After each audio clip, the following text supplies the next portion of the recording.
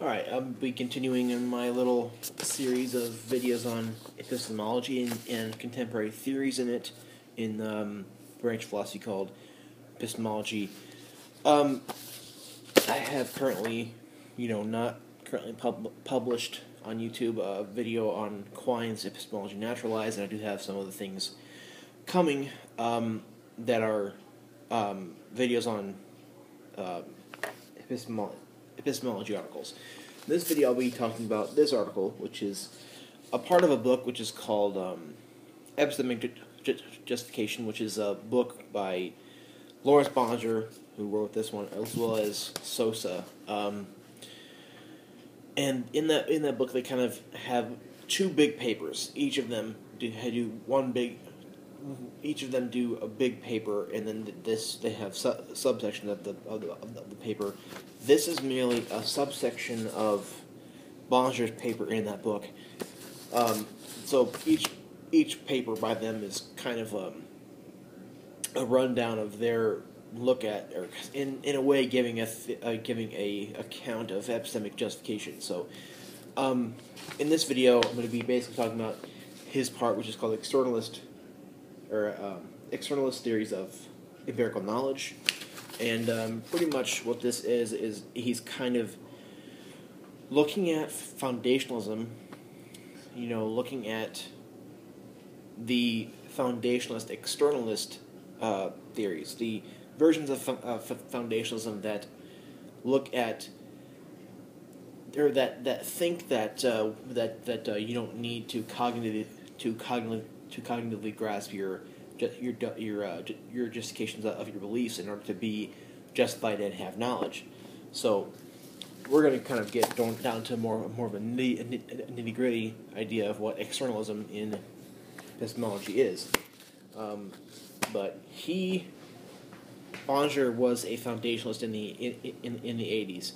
He wrote a book which is called The Structure of Empirical Knowledge, and kind of had a big argument for coherentism. And as time passed, into the 90s and into the 2000s, he started making writings which were against what he had previously argued. And he does argue in this book where this is. He does kind of argue that, and kind of, the book is called Epistemology, Internalism, and Externalism. It's reprinted from that. So he kind of has a foundationalist, internalist account of empirical knowledge, and he kind of is going to look at those things. He kind of at the beginning kind of gives a bit of a survey of what two problems in epistemology are. The first one being the epistemic regress problem. That problem is basically that if we have a belief, we have to have a meta-belief to justify that belief, and to justify your meta-belief, to have any kind of justification of the first belief at all, you have to have a meta-belief or a further meta-belief. And the chain of justification kind of just regresses backward. And that's kind of the various epistemological literature solves this in different ways. The foundationalists solve it in one way, the coherentists another, and a more recent theory, the infinitists, they solve it another way. And I guess the infinitists kind of are fine with that. So he kind of in this article is gonna kind of attack the foundationalist externalist solutions to the regress problem, and he looks at various cases of clairvoyance. Clairvoyance, or a psychic ability to know something that you have no real empirical evidence for.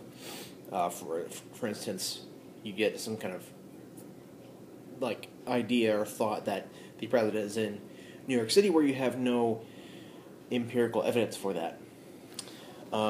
Or reading someone's future when you have no epistemic evidence for why that is.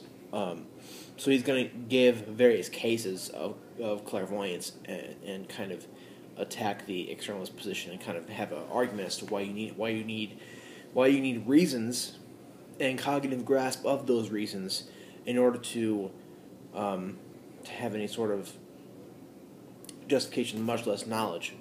So the other problem he kind of gives lesser concern to is the Gettier problem. The Gettier problem, which I have a couple videos on, the problem is that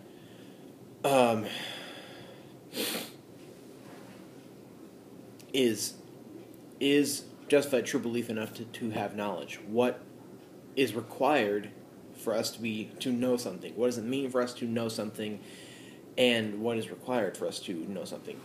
Before Gettier, in the 60s, before Gettier, it was kind of granted that if you had justified true belief that you knew something, and Gettier in his little short paper kind of gave some examples of Jones and Ford, which Jones and his cars and all this stuff, this guy having 10 coins in his pocket and such, kind of gave examples of how you can have justified true belief but not exactly know something. So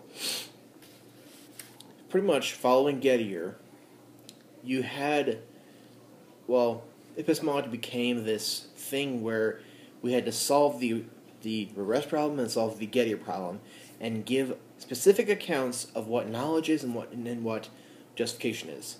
And it became less about scientific knowledge and became less about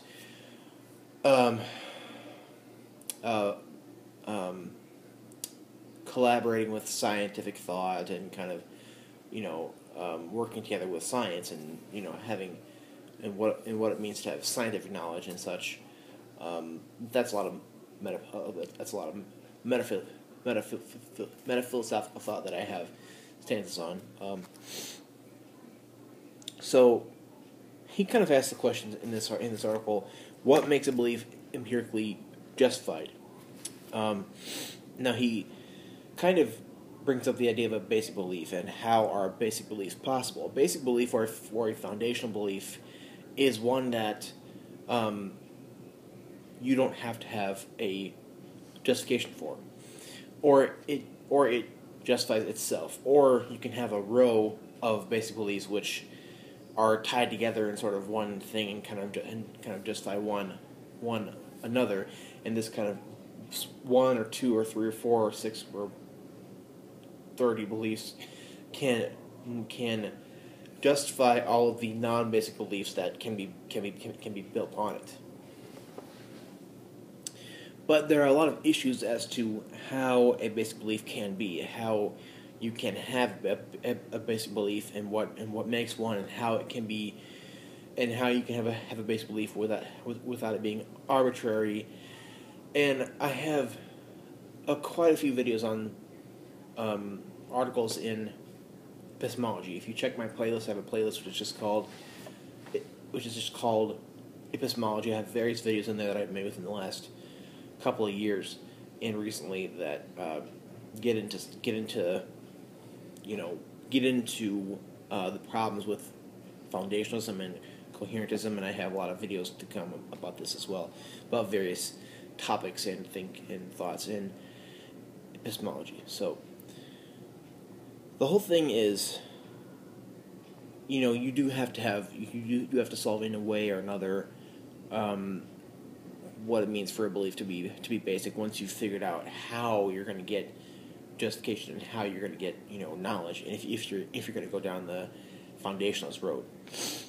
Roderick Chisholm said that a basic belief is in a way the epistemic unmoved mover. Knowledge requires epistemic justification, but that's kind of something more ruminations about the Gettier problem. Epistemic justification is a normative concept, and it's related to what ought we do, what ought we think, what is it responsible and rational for us to believe. Is it, and there is a concept that he advocates and he invokes in this paper, which is called epistemic duty, which means that you don't believe something unless you have reasons and cognitive grasp of those reasons as to why, or you don't, or I guess that's more of an internalist version of what epistemic duty is. To put a more broad version, you don't believe something if you don't have,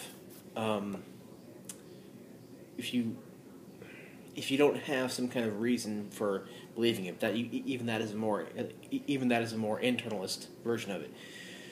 You don't believe in something without warrant to.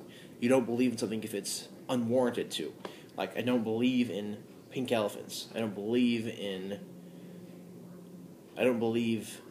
dodo birds to exist because there's no evidence for that anymore. I don't believe pink elephants to exist because there's no reason for me to think that, external or internal. So there's a way to believe that you just now saw a dodo bird, which is now a extinct species. To believe that you just now saw a dodo bird is epistemically irresponsible and irrational because there's no warranting for believing that. It's epistemically irresponsible and irrational to believe that pink elephants exist.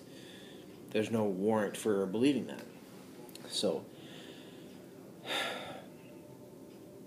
must one rationally and responsibly accept beliefs and the result of those beliefs? So, getting down to the difference between externalism and internalism.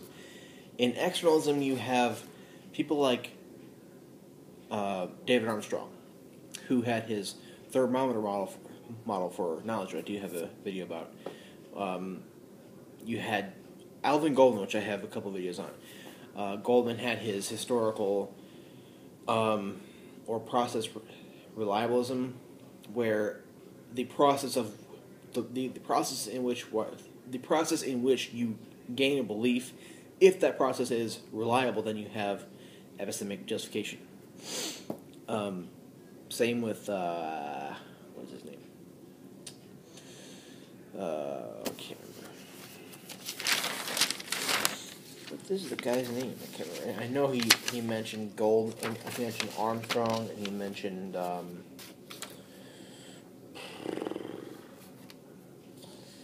Armstrong. I can't remember the other guy though. Oh, Dretsky and Alston.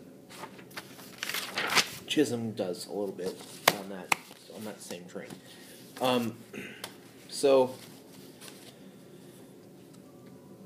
a external theory of knowledge means that you don't have to have you either don't need or don't have cognitive grasp of the justificational reasons of your beliefs. You don't need it and you don't have it either. Variations of that. That a law-like connection between the believer and the belief can confer justification.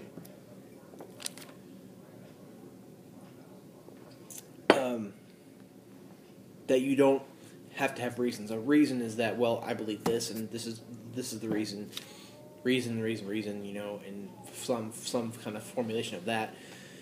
You don't have to have a reason, but as long as there's a law-like connection between the believer and the belief, then there is some kind of justification according to that. And the process reliabilism is in a way that law-like connection. So he does epistemic justification in virtue of facts or relations external to the subjective concept.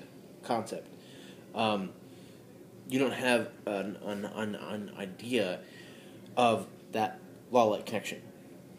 You don't have an idea of those facts or relations as to how you got that belief, or as to how you're justified in that belief. We're getting to the cases here, I promise. He says, my concern in the present paper, however, is with an alternative foundational strategy, one of comparatively recent innovation, one way perhaps somewhat tendentious. To put this alternative paper, however, is with an alternative foundational strategy, one of comparatively recent innovation.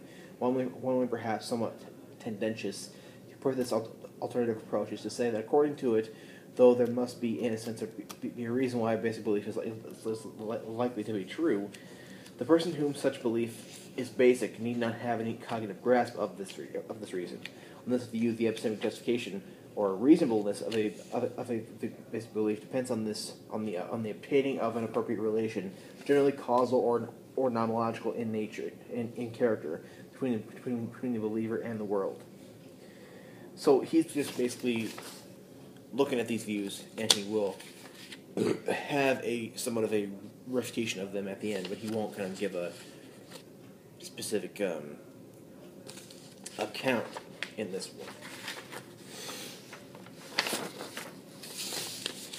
My immediate concern here is with versions of externalism that claim to solve the regress problem, and thus that also claim that the acceptance of beliefs satisfying the external conditions is epistemically justified or rational or warranted. And he's also refers to the thermometer of Armstrong, which I do have a video on. Of course, not all thermometers are reliable. It's windy out there. Wow. And one may be accurate only under certain conditions. Armstrong's thermometer is such that if you have an accurate thermometer, it's going to give you a accurate temperature, but there are still, points in time where it's not going to read correctly. So, going on to the cases. Now, the cases are such that, the cases are kind of just that he's giving a case of a clairvoyant, how they came to believe in in the location of the president, and as to whether his or her belief is justified or not.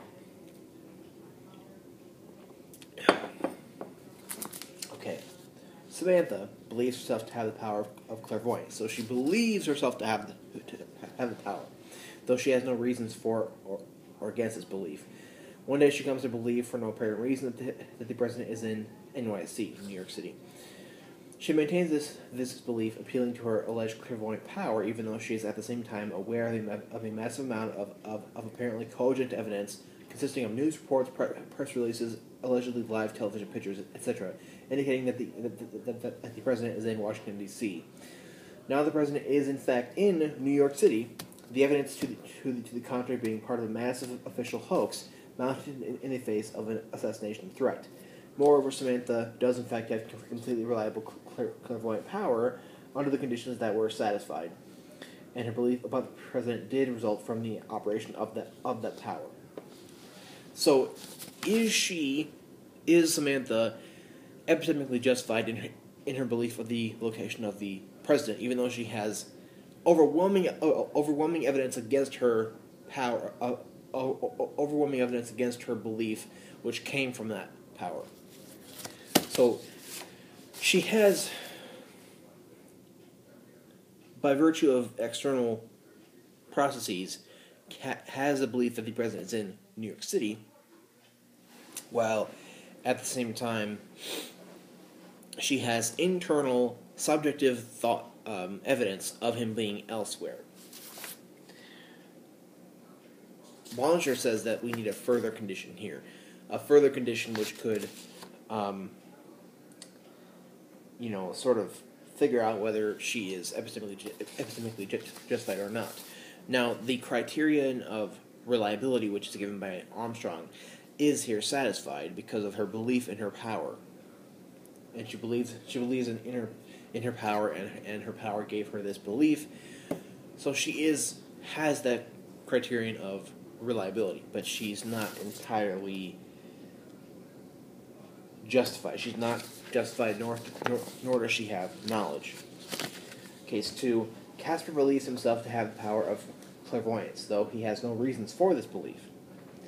He maintains his belief despite the fact that on numerous occasions on which he has attempted to confirm one of his allegedly clairvoyant beliefs, it has always turned out apparently to be false.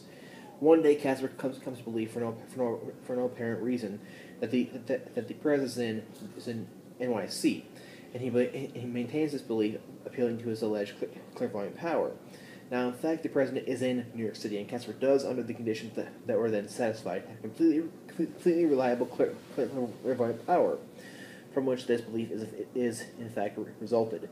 The apparent falsity of his other clairvoyant beliefs was due, in some cases, to his being in the wrong conditions, or for the operation of his power, and in other cases, to deception and misinformation. So he believes himself to have the power, but he has a bad track record of his beliefs that came from this power. Casper is being quite irrational and irresponsible from an epistemic standpoint in disregarding evidence that his beliefs of this sort are not reliable and should not be trusted. So Casper's also not justified. Case 3, Maud believes herself to have the power of clairvoyance, though she has no reasons for this belief. She maintains her belief despite being inundated by her embarrassed friends and relatives with massive quantities of apparently cogent scientific evidence that no such power is possible. One day, Maud comes to believe, for no apparent reason, that the press is in New York City, and she maintains this belief despite the lack of any independent evidence appealing to her alleged clairvoyant power. Now, in fact, the president is in New York City, and Maud does, under the conditions then satisfied, have completely reliable clairvoyant power. Moreover, her belief about the president did result from the operation of that power. So, Armstrong's criterion of reliability is satisfied because she believes in this power, and it seems to be working, except for evidence against that power of hers. But it also seems to BonJour that Maud, like Casper, is not justified in her belief about the president and does not have knowledge. Cases like these two suggest the need for a further modification of Armstrong's account. In addition to the law-like connection between belief and truth, and the absence of any reasons against the particular belief in question, it must also be the case that the believer in question has no cogent reasons, either relative to his own case or in general, for thinking that such a law-like connection does not exist, that beliefs of that kind are not reliable. So, he's kind of giving these cases with the intent to show that, given such a law-like connection between believer and belief,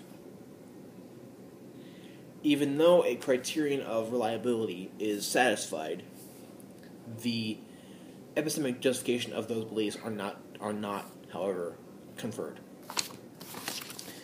He also says, these cases and the modifications made in response to them also suggest an important moral, which leads to the basic intuitive objection to externalism. External or objective reliability is not enough to offset subjective irrationality. So, what dogs are doing, I don't know. So, the whole thing here is that he's saying that even though there is a criterion of reliability that happens to be satisfied, there are internal subjective elements that can conflict with those, and they don't.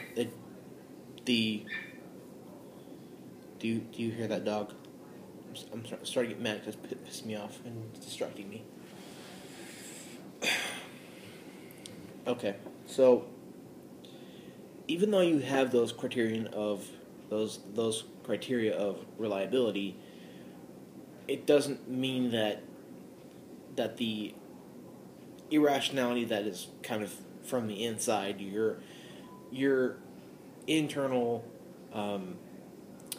reasons for thinking otherwise, which can cause a epistemic irresponsibility or irrationality.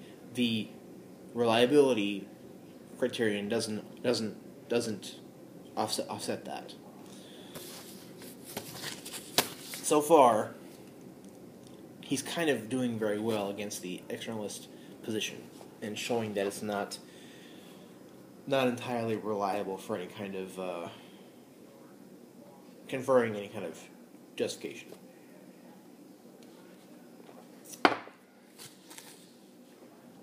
Okay, case 4, Norman. Norman, under certain conditions that usually obtain, is a completely reliable clairvoyant with respect to certain kinds of subject matter. He possesses no evidence or reasons of any kind for or against the general possibility of such a cognitive power, for or against the thesis that he possesses it. One day Norman comes to believe that the president is in New York City, though he has no evidence either for or against this belief. In fact, the belief is true and results from his clairvoyant power under circumstances in which it is completely reliable. So, the question here is he being subjectively irrational? He has no evidence for or against his power, or as to the track record of his power, or no beliefs about that power which can, I guess, help him.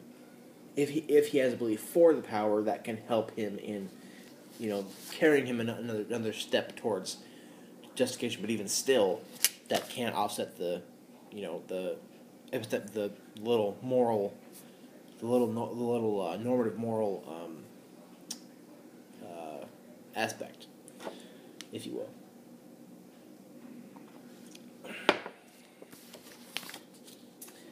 So, is Norman epistemically justified? And is this a instance of knowledge? According to what he calls the modified externalist position, he is. But are there not still sufficient grounds for a charge of subjective irrationality to prevent Norman's being epistemically justified? A possible response to this challenge would be to add a further condition to our modified externalist position, that the believer not even believe that the lawless connection in question obtains, since such a belief will not in general be justified, for at least his continued acceptance of the particular belief is at issue, not depend on his acceptance of the general belief. In our present case, this would mean that Norman must not believe that he has the power of clairvoyance, or at least that his acceptance of a belief about the president's whereabouts not depend on having such a general belief. So, not having the belief not having a belief for or against his clairvoyance would kind of help in, taking away any kind of internal aspect of his belief as to taking away a internal aspect of the external law-like connection. So, Norman's acceptance of the belief about the president's whereabouts is epistemically irrational and irresponsible, and thereby unjustified, whether or not he believes himself to have clairvoyant power, so long as he has no justification for such a belief. Part of one's epistemic duty is to reflect critically upon one's beliefs, and such critical reflection precludes believing in things to which one has, to one's knowledge, no reliable means of epistemic access. So, the problem with externalism is as follows, as he says. Why should the mere fact that such an external relation obtains mean that Norman's belief is epistemically justified when the relation in question is entirely outside his ken? So, it's like a chance thing. It's like, because a certain thing obtains, he has the probability of being right. But how does this external relation obtaining have anything to do with him being justified or not? How does it have little at all to do with him.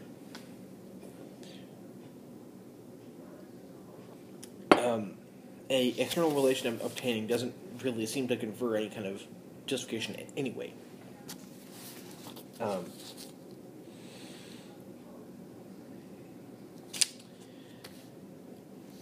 And I can see that a externalist would kind of come at that by giving a argument as to how a external relation could confer some kind of epistemic justification, and as to how it being outside his ken doesn't matter.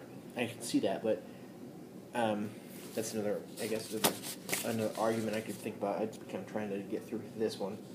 One reason why externalism may seem initially plausible is that if the external relation in question generally obtains, then Norman will in fact not go wrong in accepting the belief, and it is in a sense not an accident that this is so. But how is it supposed to justify Norman's belief? From his subjective perspective, it is an accident that his belief is true. So, because of this certain relation obtaining, it happens to occur that he has this belief, but the relation is entirely outside of him and outside of what he thinks and his thought. And it also is the case that subjective aspects of epistemic irrationality and irresponsibility can offset whatever kind of justification the external thing could confer. And then he kind of talks about a analogy with moral philosophy. If you would like me to get more into that, I can do that, but I'm going to skip that for now. And kind of jump to two more cases, and then we'll end this video. And if you do have any questions, or if you want me to go deeper into something and talk more about it, or answer a question, comment below. So we have here the lottery paradox.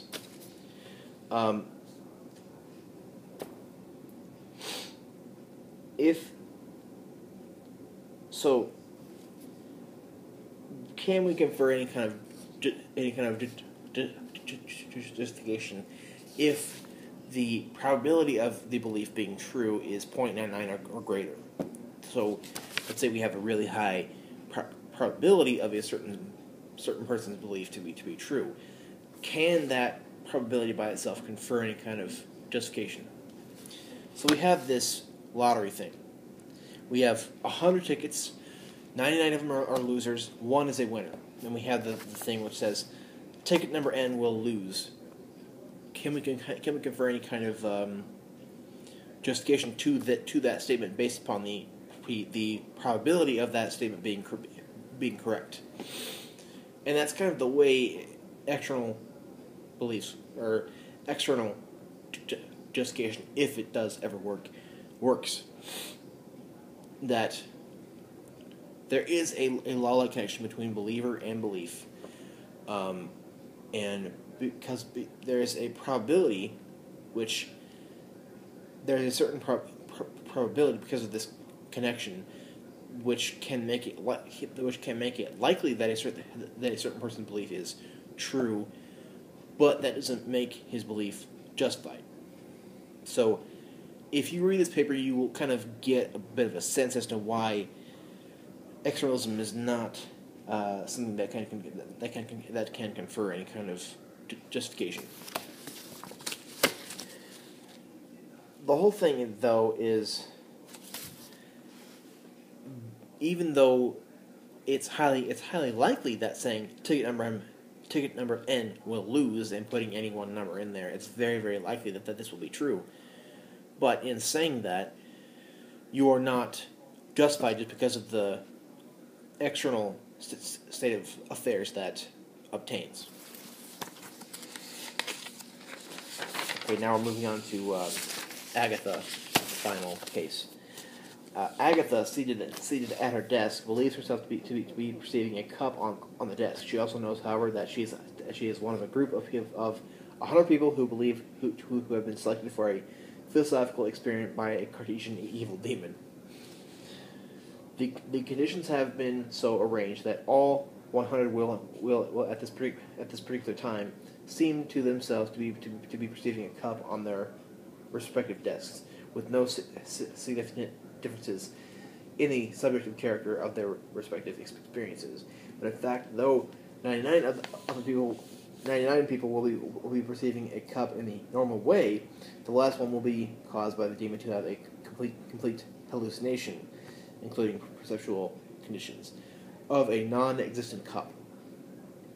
Agatha knows all this, but she does not have any further info as to whether she is the one who is hallucinating, though, as it happens, she is not. So, in seeing a cup, is she justified just by external probability that she is seeing a real cup and not hallucinating? And the truth is that she is not justified in that.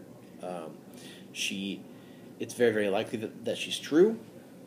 It's very, very likely that she is seeing a real cup, but that probability is just another external relation obtaining between believer and belief, and can by accident, by some kind of accident, lead to the believer being true in his or her belief, but doesn't confer any kind of justification. So,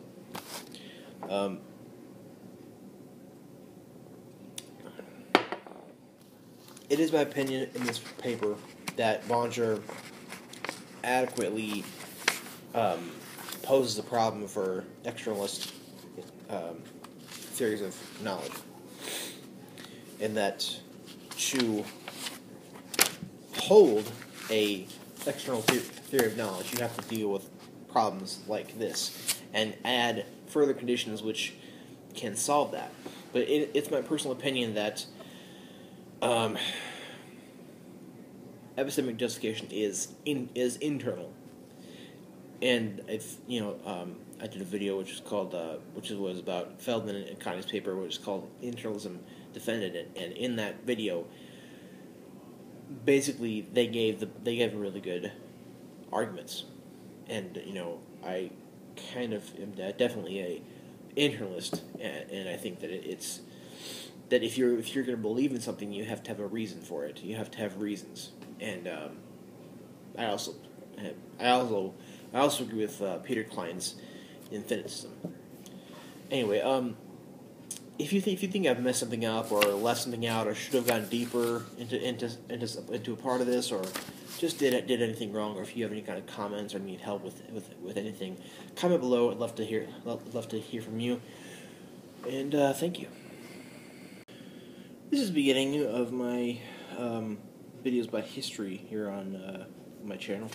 I kind of am going to finish my history major here within this year, hopefully, and pretty much I kind of am understanding that I have an interest in history just as much as I do philosophy. So along with all the millions of things I'm doing here already, I'm going to be doing videos about history. I'll put them in little series, like one. My first series, which I'm doing here, is going to be about the Civil War. Basically, going hopefully pretty detailed into everything that has happened. All the battles and everything, and getting into that a good amount. And I guess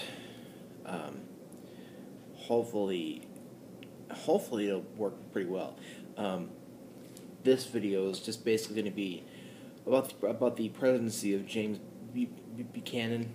Buchanan is not a very well-known president these days. I mean, he is not one that is very notable, nor was he very, I guess, he wasn't very active. He didn't have much progress with the House or the Senate. He didn't really have much progress at all. So I guess what I'm going to be using in this series on the Civil War, this book being one of them, by Bruce Catton, This basically is kind of an old book.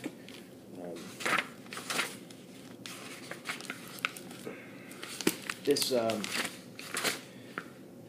basically, I'm going to be doing stuff out of this book, along with the book that I have on my Kindle app on my iPad, which is called also the Civil War, but it's by Louis P. Masser.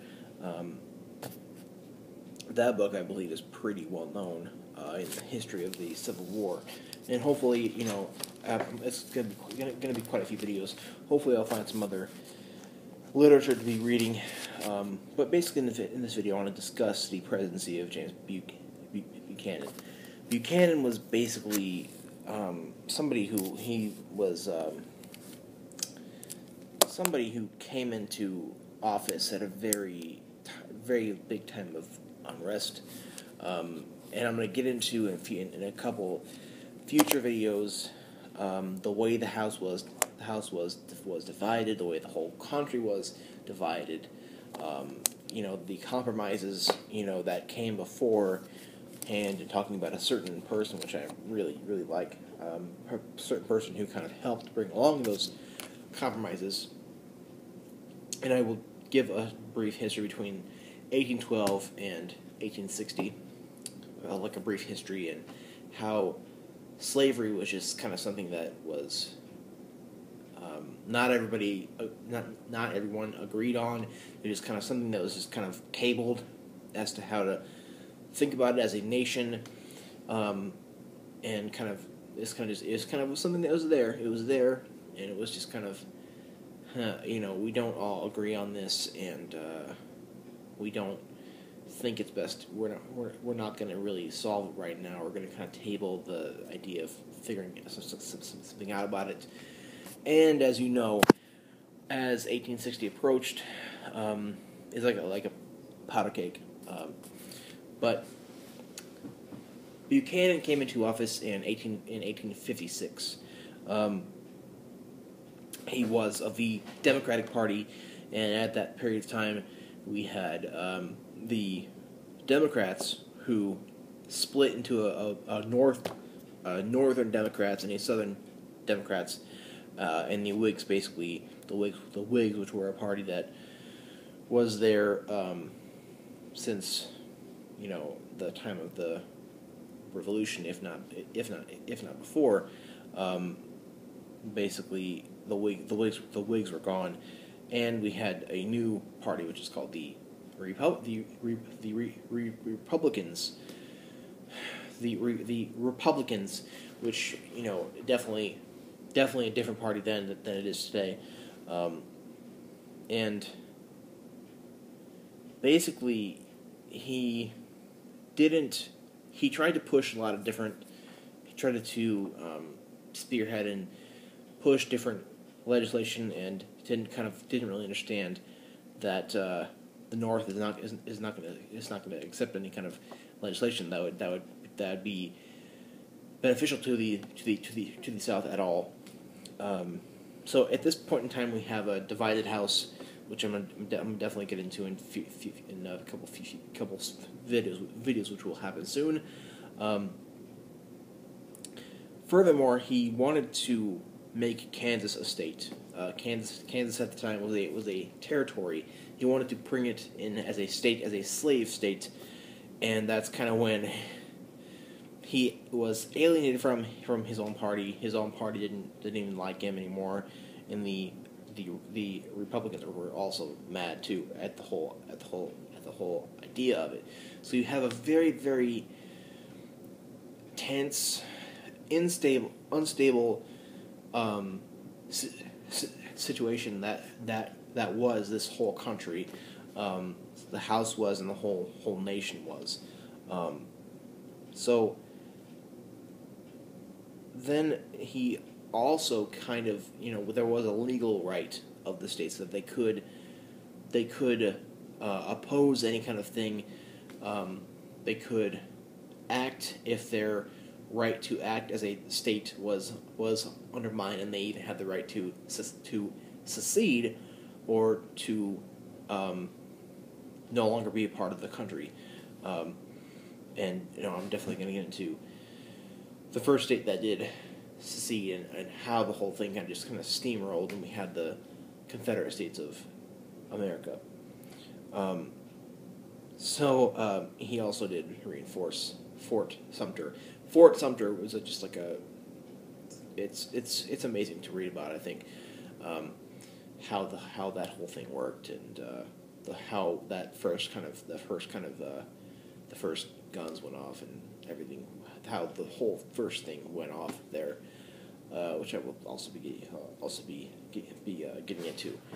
So basically, Buchanan was kind of a president who tried a lot of things, didn't work, just made people very unhappy with him, and he had a policy of not doing anything from then on.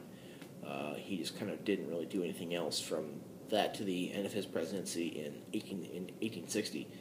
And he kind of, he's kind of been looked at as a nothing president, a president who didn't really do anything, which is pretty much true, because the things he tried to do didn't work, but that's you really can't blame him, because he came into office as he came into office of a country that was very tense and unstable, and just ready to,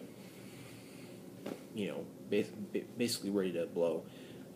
So that is Buchanan. As you know, the 16th president is of course our friend Abraham Lincoln, which there's a ton more videos to come on the Civil War. If you have a certain thing that you wish that should have included about Mr. Buchanan, or something I should have included, let me know. Or if I had a fact which was not true here, let me know. But I got a ton more videos like this to come.